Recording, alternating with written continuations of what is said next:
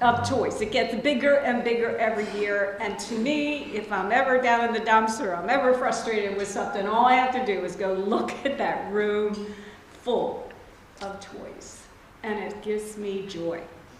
And so there's so much we do that isn't criminal law. There's so much we do that is directly giving back to people. Our jurisdiction is tremendously broad, and the legislature keeps giving us more, and as long as they give us the people to do the work, we're happy to take on these expanded responsibilities. So ask will start with crime. I grew up in the city of Wilmington to a single mom. My father immigrated here from Cuba, and so I'm very focused on what's going on in our country now with immigration. But anyway, my mom was a single mom, and she and I moved in with my grandparents because we didn't have any money. And when we moved into a row home in the city. I attended the only Catholic school, I think, in the city that did not charge tuition. My grandma used to go and clean, and that school was at 10th and Madison Streets. I knew every block in this city, and I knew people in every neighborhood in this city. I still live here. I came back, and I came back because I love this city. And I knew that we could do a lot together to make us safe and to make sure that everyone in my office and the police department and other partners like Corey Priest, that we were doing work together that would keep Wilmington vibrant, safe, and a great place for neighborhoods and for people to live. Happy to say that coming out of the pandemic, we had a lot of work to do because crime went up everywhere in every major city in our country, red states, blue states, red cities, blue cities. We are at historic lows now. And I always knock on wood because it is crime reduction numbers that our state has not seen since we began keeping crime records in 2008. That takes hard work. It takes work with the Wilmington Police Department, with our federal partners.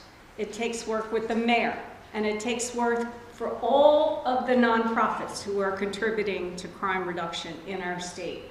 Corey helps to run a group violence intervention initiative that brings the highest risk people in our state, the ones who are committing gang violence, who are shooting each other, together to try to teach them a different way.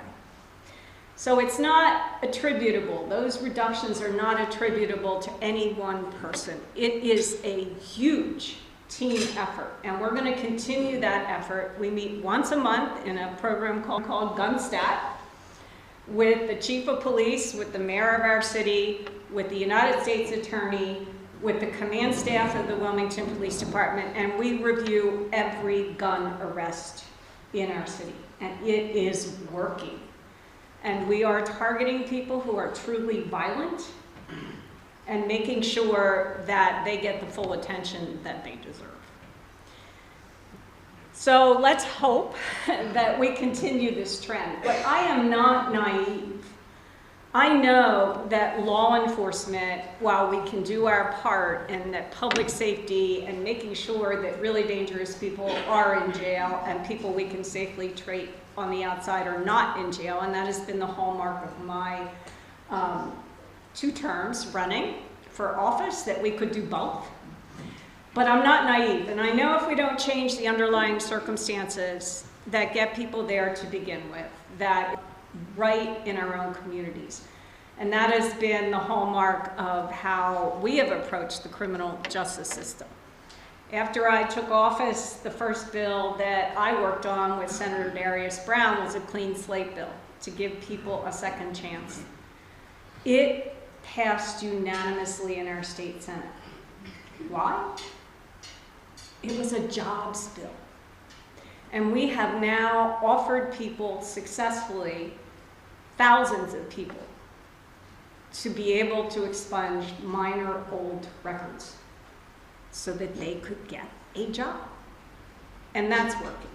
We went through other criminal justice measures that I thought right-sized our drug laws, that made our judges, we have the best judges in the country, giving them more discretion over the very difficult task of sentencing. And so what is the net result of all this? Well, someone asked me the first time I ran, I think it was the University of Delaware Young Democrat Society group, and someone raised their hand and says, well, how are you going to measure all this? You know, you think you can do all this criminal justice reform, you can make our justice system fairer and more equal for everyone, you say that. What are the actual data points that would show that? And number one is our prison population, do we have the right people serving jail sentences? Are they really dangerous, or can we safely treat people on the outside? And that should lead to a reduction, some reduction in the prison population. Number two, can we help people coming out of the system to rehabilitate, to get a job, to keep a job, to not commit another crime? So that's a recidivism rate. So is that recidivism rate, which is the back to prison within 3 years standard, does that go down? And then finally, are we lowering violent crime? All three of those measures have been working. Prison population dropped by about 20%. Recidivism rate is down by 60%. And our violent crime rate in our state is down by at least 20%. Really hard to keep those numbers where they are. And I know we will see success at the end. Also want to just mention a little thing called President Trump. I'm not going to get political on you, I promise, but, and this is not a political issue. But today, we being, and it should be Republican AGs along with me, but it's not, Democratic AGs just got a major victory. We got a preliminary injunction against the administration for freezing federal funds coming into our states. So they will be freezed.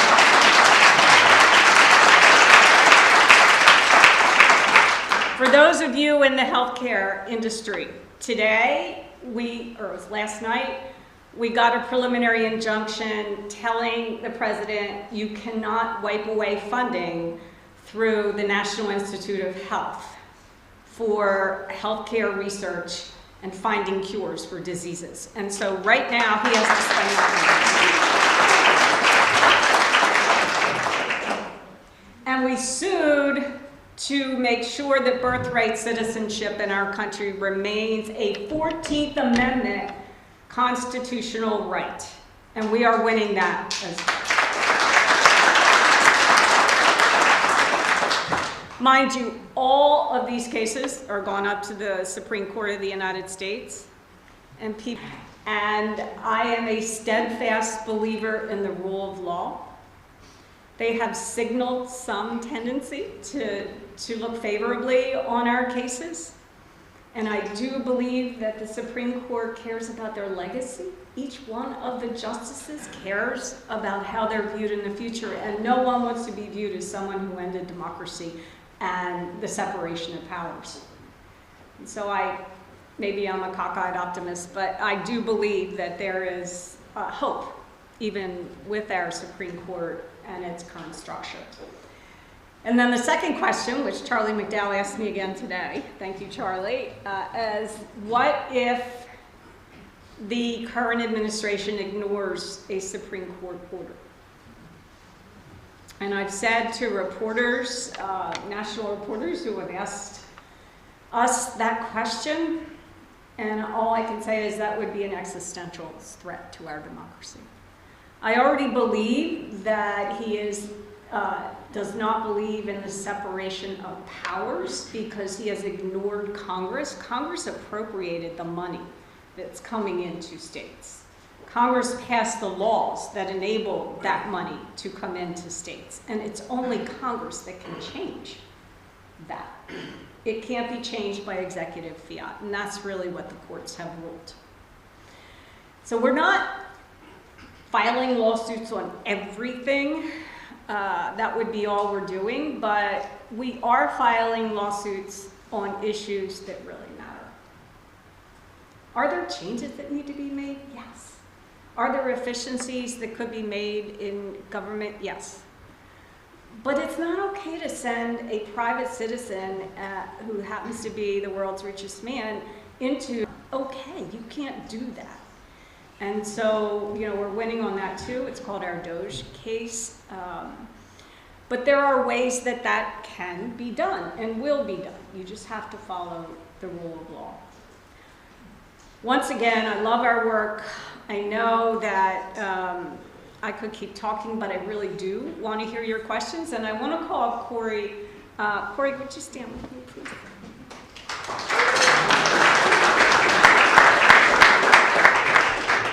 So Corey has his own story to tell, but we have, I mean, we're practically related at this point. It's like we are besties and have been for many years. I met Corey through the Achievement Center when he would go into the prisons and convince people, yeah, you want to get into this year-long program to change your life. And we've been friends ever since. Corey, as you'll hear, spent time in prison. And I told him after I won election in 2018, hey, you want to join the Department of Justice? And he said, wait a second, you want me to work on the same floor? He rose to the challenge, and his work has been transformational. Inside our office, it's been transformational. I heard this morning from the state prosecutor, Abby Rogers. She said, you know, we didn't know what to think. Here's this guy, he served time in prison, he's in our office, he's on our floor, he's talking to us, and there was not overwhelming acceptance of this idea that someone who lived in the city of Wilmington, who was raised in the city of Wilmington, could teach us something.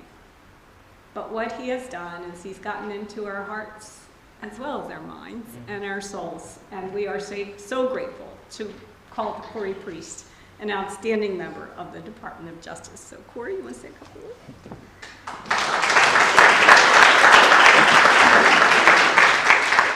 So good afternoon. Thanks for having me here today. Really, Kathy, R.A.G. Jennings, hiring me and having the courage and the wherewithal to hire me as a community engagement program administrator. It's been remarkable. I'm sorry for not calling you A.G. Jennings, but you are my friend, right? But hiring me in April of 2019, I would have never thought the impact I could have on our criminal justice system, the impact I can have in our communities, and the impact I can have on the 5th, 6th, and 7th floor of the state building would be so transformative that we're pushing the needle, moving the needle in a righteous way of justice. Had no idea, literally no idea what to expect when I got to the Department of Justice. What I did know is that I had a great support system. I had leadership. I had folks willing to walk to say, hey, I'm really working with the same person that prosecuted me? Huh, let me go shake his hand. And so I knew I couldn't get the work done until I shook the hand of my prosecutor. And I'm working, but I'm really not working because I said, hey, until I shake his hand, that's when the real work can get done. And so he was not in the office for a while. He was in this big trial. And so the moment I saw him, I shook his hand and gave him like this bro handshake. Like, I don't know if y'all know it, right? Like one of those joys, a pat on the back. And so then I knew the work could get done because the elephant in the room was probably, hey, Corey Priest is here and he's going to let everybody out of jail, which is a fallacy. I know I couldn't do that.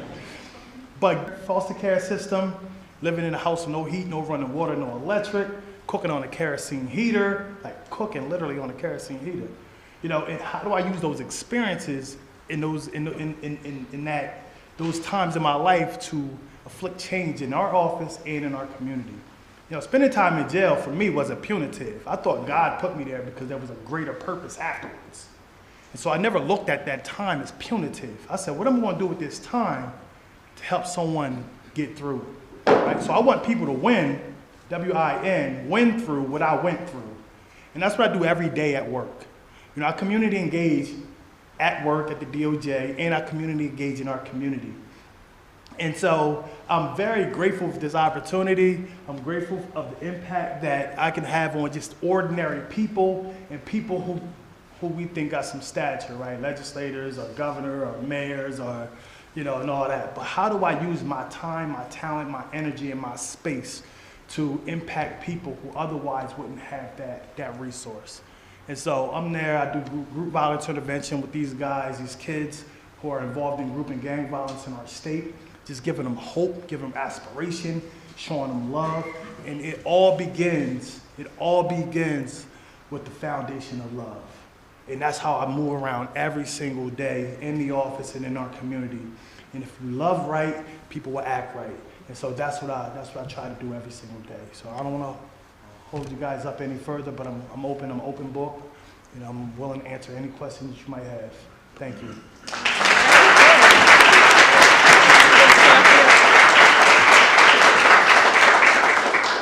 All right, I'm sure you are not a shy crowd. Do we have questions? What do you do, Corey? That's a great question. What does how you described all this great stuff, but what is it in fact that you do? That's an amazing question, right? So every day looks different. Yesterday I was in Sussex County Correctional Institution meeting with two guys who are looking to come home from incarceration after serving long periods of time. Next week, I'll be at a school, Brandywine High School, with a group of individuals addressing the needs of their school kids who are involved in group and gang violence. Help pardons, commutations, expungements. Hey, one other thing. I no longer have a criminal history in the state of Delaware, you guys. People, I've never had a conviction in the state of Delaware. Can't say that out loud because you'll Google search me and former ex-con Corey Priest. So I don't say that out loud, but I don't have a criminal history in the state of Delaware. But the answer to your question is every day is different. And every day is guided by God and love. Hi, Kate Calverthwaite. I am also on the ACLU board, and I wanted to ask regarding, you talked about recidivism and lowering the numbers of incarcerated inmates. I wondered how the change in the marijuana laws have changed the prison population, and have you been able to address that and I guess bring them back? Thank you. Yeah. So the truth of the matter is there was one person in jail for possession of marijuana, I think, when we got the drug laws changed. And it's a bit of a myth that the prison was full of people convicted of marijuana possession.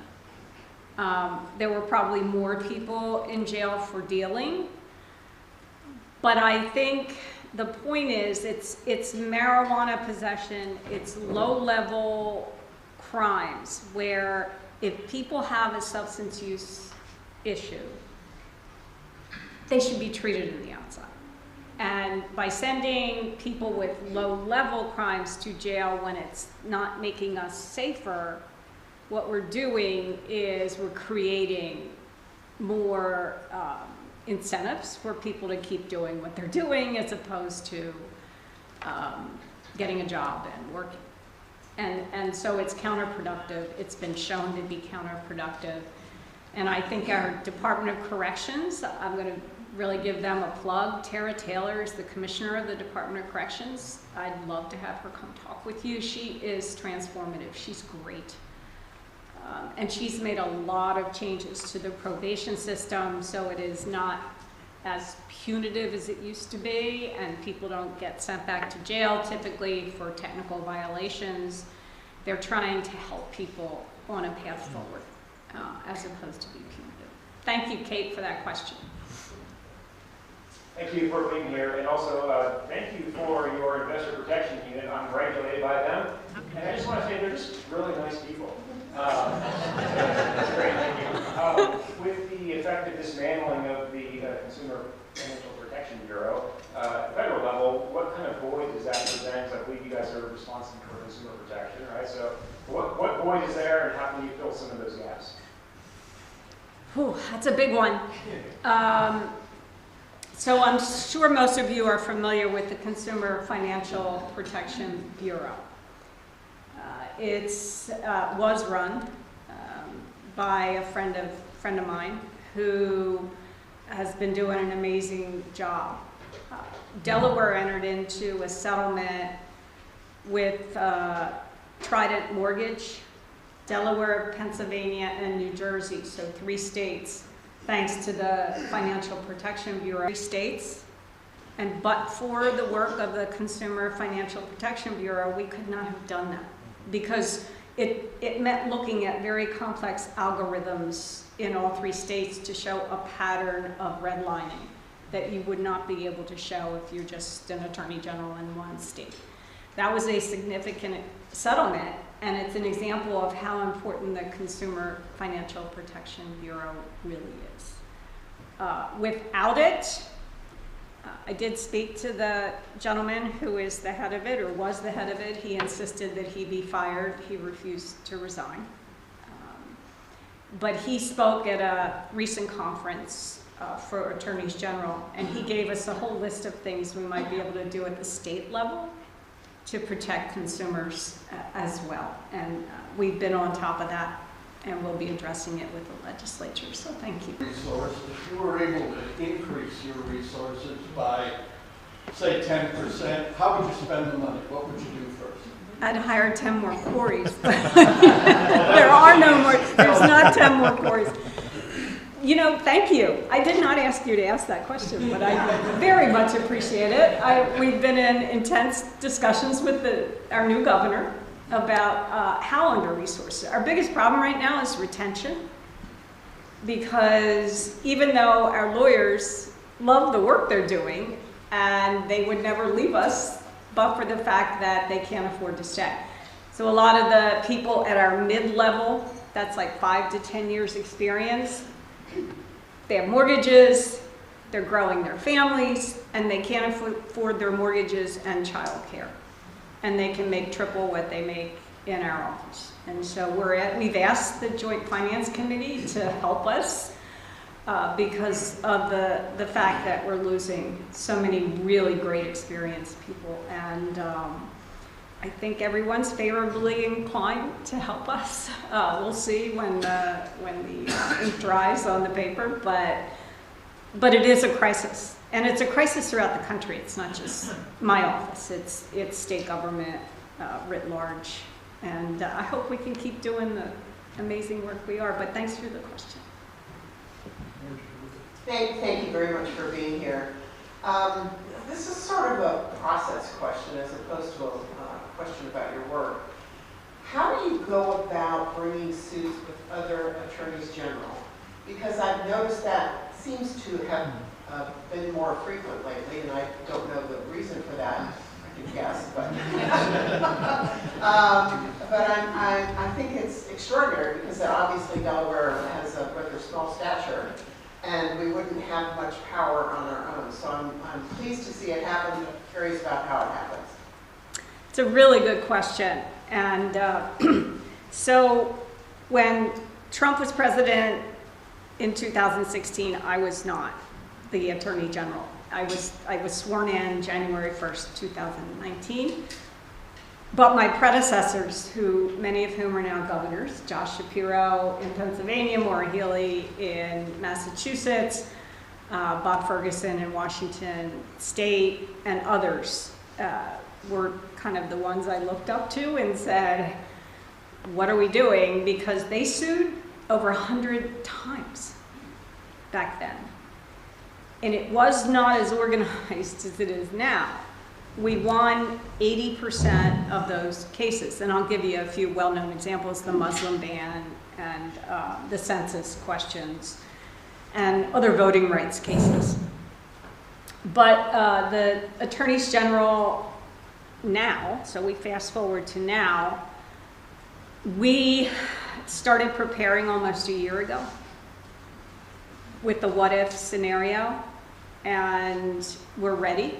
We know the playbook, it's Project 2025, and we know the Heritage Foundation founded that project, and so we know what he's going to do.